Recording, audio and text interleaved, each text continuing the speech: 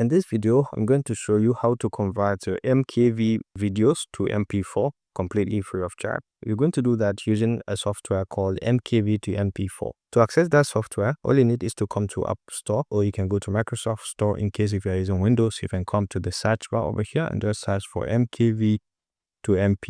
Okay, so you hit on enter.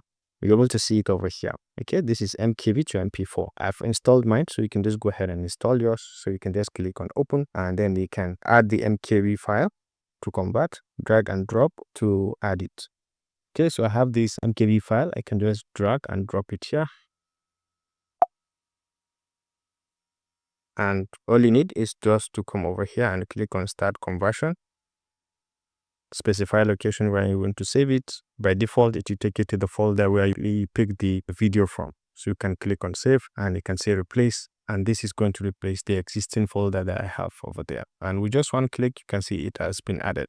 If you want to add more, you can just click on add job, and it is going to pop up for you to select wherever you want to add the job, and then you can open and continue the process. You can see right now it has been converted from MKV to MP4. If you found this helpful, please leave a like.